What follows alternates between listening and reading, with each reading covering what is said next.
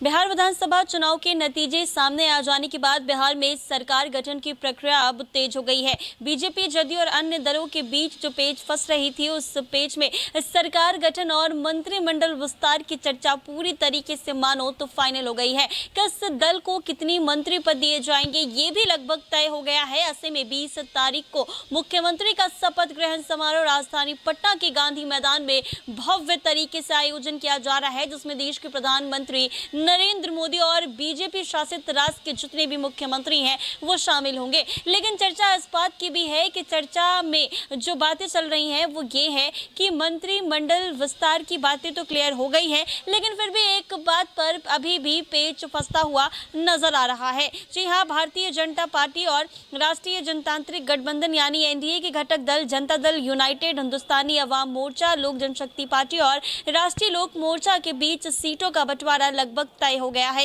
हालांकि अब विधानसभा अध्यक्ष के नाम पर पेच फंसता हुआ नजर आ रहा। सूत्रों की माने तो बीजेपी और जदयू दोनों ही इस पर अड़ गए हैं। भारतीय जनता पार्टी चाहती है कि विधानसभा में स्पीकर उसका हो, वहीं जनता दल यूनाइटेड इस बात पर अड़ी है कि बीजेपी का तर्क है कि वो विधानसभा में सबसे बड़ी पार्टी है, तो वहीं जदयू का भी इस पर जवाब आया है। विधान परिषद में बीजेपी के पास ही सभापति का पद है, ऐसे में विधानसभा में जदयू के पास स्पीकर का पद होना चाहिए। सूत्रों की माने तो इस पद पर अपने विवाद को निपटाने के लिए दिल्ली से पटना तक की दौड़ और सियासी चर्चा जारी है। उधर दोनों ही दलों की ओर से स्पीकर पद के लिए कुछ नाम चर्चा में है। जनता दल यूनाइटेड की बात करें तो इधर विजय चौधरी और श्रवण कुमार का नाम चर्चा में है। दोनों ही नेता 17वीं विधानसभा में एनडीए सरकार के मंत्रिमंडल में थे। वहीं बीजेपी की ओर से प्रेम कुमार का नाम भी रेस में है। बीजेपी की ओर से विजय सिन्हा रिपीट किए जा सकते हैं। हालांकि जानकारों तो माने इसकी संभावना कम है। बतौर स्पीकर उनका कार्यकाल विवादों में रहा है।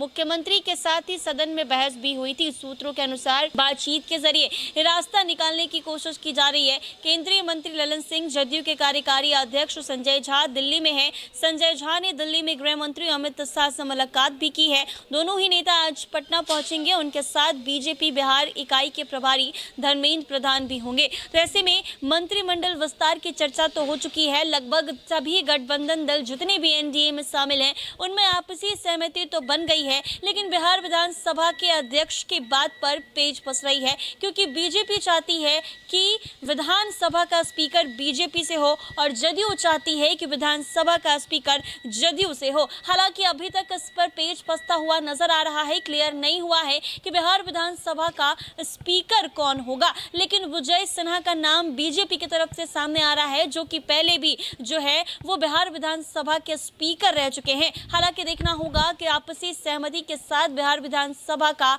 अध्यक्ष आखिर कौन बनता है। ऐसे ही तमाम अपडेट्स के लिए बने रहे NBC 24 के साथ।